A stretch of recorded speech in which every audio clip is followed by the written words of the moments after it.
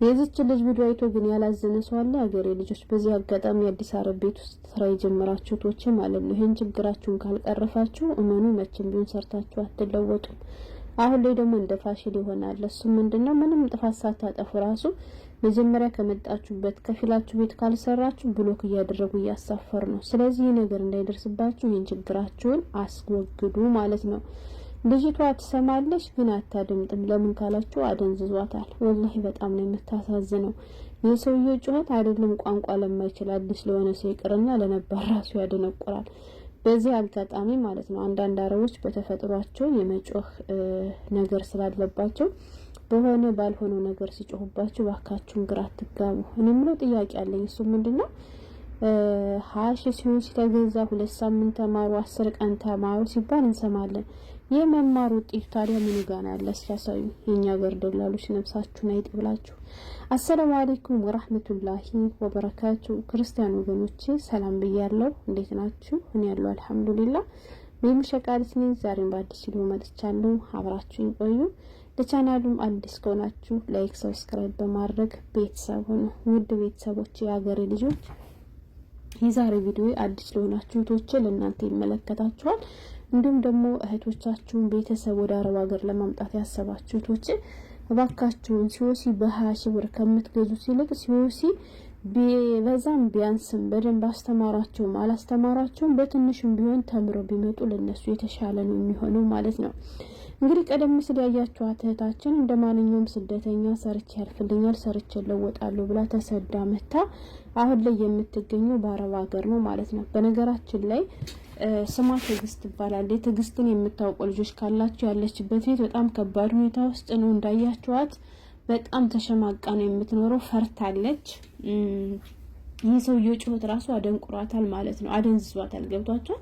ስለዚህ እንደዚህ ብላ ከዚህ ቤት ውስጥ ሰርታ ትለወጣለች ማለት የማይታሰብ ነገር ነውና ትግስትን የምታውቁ ልጆች ካላችሁ ወይም እናንተ ማናገር የማትችሉ ከሆነ ያሰሪዋን ወይ የሷን ቁጥር የምታውቁ ካላችሁ ቁጥሯን ብትሰጡን እኛም ቢሆን ብሮሽ ጋር ተደዋውለን ልጅቷ ከዚያ ቤት የምትወጣበትን መንገድ እናፈላልጋለን ማለት ነው። የሚገርመውና የሚያሳዝነው ነገር ቪዲዮን ራሱ ወደ ሶሻል ሚዲያ ይዞት የመጣ አሰሪዋ ነው በማን አለብኝነት ማለት ነው። ገብቷችኋል?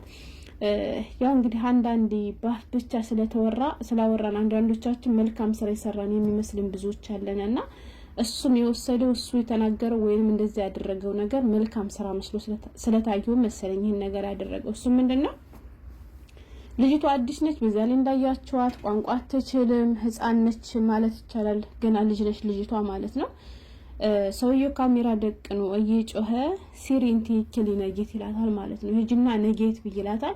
እሷ ግን እሷን የሚያወራት ራሱ አልመሰላትም። ቪዲዮን ሲቀርጻ ምናምን ብቻ በጣም ደንዝዛለች ልጅቷ ማለት ነው። ግራ ተጋብቷታልና እሱ ደግሞ ሂጂ እያለ ይጮህባታል። እሱ ደግሞ ጥሩ ስራ እንደሰራ ሰው ሁሉ ቪዲዮ የሚቀርጽበትን ቀን ሁሉ በድፍረት ይናገር ነበር ማለት ነው። እሱ ሰውየው እውነት ልጅቷ እንድትበላ ቢፈልግ ኑሮ ካሜራ ከመደቀን ይልቅ እጇን ጎትቶ ወስዶ ይሄን ብሎ እንድትበላ እንደዚህ በእጁ ማሳየት ይችል ነበር። አይታቻቸው ከሆነ አንዳንድ መልካም አረቦች እኮ ቋንቋ በማንችል ሰዓት እንግሊዘኛ የማንሞክር ወይ በእንግሊዘኛ ነግረውን የማይገባን ከሆነ አረበኛ የማንችል ከሆነ በእጃቸው እየጠቆሙ እያሳዩን ራሱ የሚያስተምሩ በጣም በርካታ አረቦች አሉ። ብዙዎቻችን እንደዚያ ነው የተማርነው አይደል? ለምሳሌ አንዲት አረብ ያቺ አዲስ የመጣች ሰራተኛ ሽንኩርት እንድትከትፍላት ከፈለገች ስትነግራት ካልገባት እንደዚህ አድርጋ ታሳያታለች። ለምሳሌ የሚጠጣው እንድታመጣላት ፈልጋም ከሆነ በእጇ እንደዚህ ስታሳያት ስለሚገባት ታመጣላታለች። እሱ ግን በቃ አይደለ ቢያለ ስለለፈለፈ ብቻ መልካም ነገር ያደረገ መስሎት በጣም እያደነቆራት ነበርና ልጅቷ ደግሞ ደንዛለች። እንዳልኳችሁ በጣም የሚያሳዝን ሁኔታ ውስጥ ናለችው።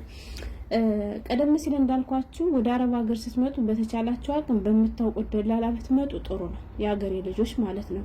ሌላኛው ደግሞ ወደ አረብ ሀገር ስትመጡ ሲኦሲ ገዝታችሁ ከምትመጡት ይልቅ ሲኦሲ ተምራችሁ ብትመጡ ለእናንተ ጥሩ ነው። ለምን በትንሹም ቢሆን የምትረዱት ነገር ይኖራል ስትማሩ። ገዝታችሁ ስትመጡ ያው ለማለፍ ያክል ተሎ ፕሮሰስ ጨርሳችሁ ለመምጣት ያክል እንጂ ከመጣችሁ በኋላ ያ የተገዛ ሲኦሲ ለእናንተ አይጠቅማችሁም። አዲስ እህቶቻችሁን ቤተሰብ ለማምጣት ያሰባችሁ እህቶች ካላችሁ ከምትገዙት ተምረው እንዲመጡ ብታደርጓቸው ጥሩ ነው። ለምን ብትሉ አለማወቅ ነው ዋጋ የሚያስከፍለን። ገብቷችኋል? ለብዙ እህቶቻችን ችግር እየሆነባቸው ያለ ቋንቋ ለመቻል ነው። ገባችሁ? ያለባቸውን ችግር እንኳን ለመናገር ካልቻሉ አልቻሉም ነው። መናገር ካልቻሉ በጣም ከባድ ነው እና ቢያንስ ሲወስኑ ሲማሩ የሆነ ነገር ቢያንስ ብሊ ሂጂ ነይ የሚለውን ነገር እንኳን ይማሩ ይሆናል ብዬ ተስፋ አድርጋለሁ። በእርግጥ ከባድ ነው። ለስሙ 2 ሳምንት አስተማርናችሁ ይባላል፣ 10,000 ብር 5,000 ብር ተከፈለ ይባላል። ገንዘብ ለማማጣት እንጂ በስነ ስርዓት የሚያስተምራቸው ሰው አይገኝም። ግን ቢሆንም በትንሽም ቢሆን መማሩ አይከፋምና ተምረው እንዲመጡ አድርጓቸው። አሁን ላይ ብቻ ሳይሆን ብዙዎቻችን የሚፈትንን አረብ ሀገር ላይ ምን መሰላቸው ሀገሬ ልጆች እንዳልኳቸው አረቦች በተፈጥሯቸው የመጮህ ልምድ አለባቸውና ሲጮሁኛ መንበራገግ የለብንም። ገብቷቸዋል። ሲጮሁኛ መደናገጥ የለብንም። ለምን በእኛ ጉዳይ ላይ ምኮላ ይሆን ይችላል የሚጮሁት። ስለ ጮሁ ስለተናገሩ ብቻ እኛን የሚናገሩን ብላችሁ አትሸማቀቁ። ዋናው ነገር ግን አረብ ቤት ውስጥ አይታችሁ ከሆነ ቋንቋ የሚችሉ ሰዎች ማለት ነው ምን ይላሉ መሰላችሁ?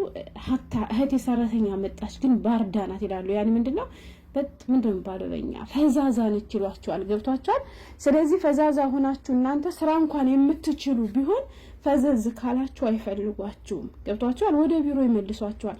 አንዴ ደግሞ ቢሮ ከተመለሳችሁ በኋላ ያለው ነገር በጣም ከባድ ነው። አሁን ደግሞ ልክ እንደ አዲስ ፋሽን የያዙት ከፊሎች ምን አለ መሰላችሁ?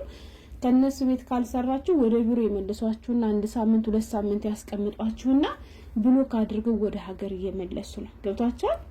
እናንተ ወደዚህ አረብ ሀገር ለመምጣት አዲስ የሆናችሁ ቶች በጣም ብዙ ዋጋ ከፍላችሁ ነው የምትመጡት። ያ ዋጋ የከፈላችሁለት ነገር ደግሞ ፍሬ ሳያፈራ ወደ ሀገራችሁ እንዳትመለሱ ሰርታችሁ ውጤታማ እንድትሆኑ የተሰደዳችሁበትን ከግብ እንድታደርሱ በጭራሽ መፍራት የለባችሁ። አትፍሩ ማለት ነው። እሺ ስራችሁን ብቻ አክብራችሁ ስሩ። የፈለገውን ያክል ይበሉ።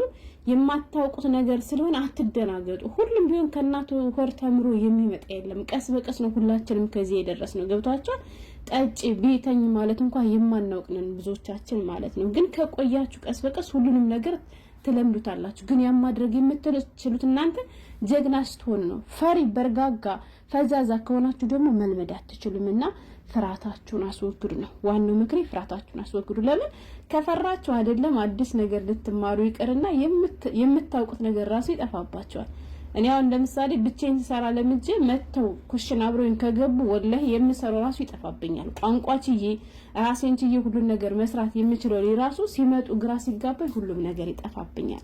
እና ፍራታችሁን አስለቀቁ። ነቃ ብላችሁ በተለይ የመኖሪያ ፍቃድ እስከሚሰራላችሁ ድረስ በጣም ነቃ ብላችሁ ነው መስራት ያለባችሁ። ገባችሁ? የመኖሪያ ፍቃድ ከተሰራላችሁ በኋላ ምናምን ችግር የለም። በተለይ ወደ መጀመሪያ አካባቢ ፈተና ያበዙባችኋል። ያን ፈተና ደግሞ ለመወጣት እናንተ ጀግና መሆን አለባችሁ። አይታችሁ ከሆነ አንዳንድ አረቦች መጀመሪያ ላይ በጣም ከባድ የቤታቸውን ህግ ጽዳት ላይ በየቀኑ እየዞሩ ይቆጣጠሯቸዋል። ብዙ ነገር አለ ማለት ነው። ከዛ ከተወሰነ ጊዜ በኋላ ትበይ ትጠጪ ትተኝ ትነሽ ታጠጂ ምንቲ ሰራተኛ መሆንሽን ራሱ ይረሱታል ማለት ነው። ለምን? መጀመሪያ ጊዜ ስለፈተናችሁ። ስለዚህ መጀመሪያ ፈተና ሲበዛባችሁ ተስፋ አትቁረጡ፣ አትደናገጡ። ያልፋል ብላችሁ ለስራ ነው የመጣሁት ብላችሁ ራሳችሁን አሳምናችሁ ለመስራት ሞክሩ ነው የሚለው። እና አዲስ ደግሞ ሰው ለማምጣት ያሰባችሁ ቶች ወይንም ደግሞ ኢትዮጵያ ሆናችሁ ይሄን ቪዲዮ የምትሰሙቶች ካላችሁ እባካችሁን ሲኦሲ ተመራችሁ ለመምጣት ሞክሩ። ሀታ ብር እንኳን ከፍላችሁ ሲኦሲ መማር እድሉን ባታገኙ ሰርች ብታደርጉ አሁን ላይ ስለ ሲኦሲ በኦንላይን ራሱ የሚያስተምሩ ሰዎች አሉ። ከነዚያ ላይ እናንተም ደግሞ በኦንላይን መማር ትችላላችሁ። ምክንያቱም መማሩ ባይጠቅም አይጎዳችሁም እና ማለት ነው። ወላሂ ልጅቱ በጣም ነው የምታሳዝነው። በጣም ወላሂ ምንም የሚለውን ነገር እንዳስታወሰች ታውቃላችሁ። ከሰው ሀገር መሄድ ያረጋል ደንቆሮ ውሸይቱን አለፈ የነከሰች እንደሩ የሚለውን ነገር በሷ ላይ አይቼዋለሁ። በጣም ተደናግጣለች፣ ግራ ተጋብታለች። ተሰማለች፣ አታደምጥም። በቃ ፈዛለች ማለት ነው። ያፈዘዛት ደግሞ የሰው የጮህ ነው። ስለዚህ ስለ ጮህባችሁም ብቻ ግራ መጋባት የለባችሁም። ያልገባችሁ ነገር ካለ በቻላችሁ ታቅም ለመጠየቅ ሞክሩ ነው የሚለው። ሰላም ሁኑልኝ።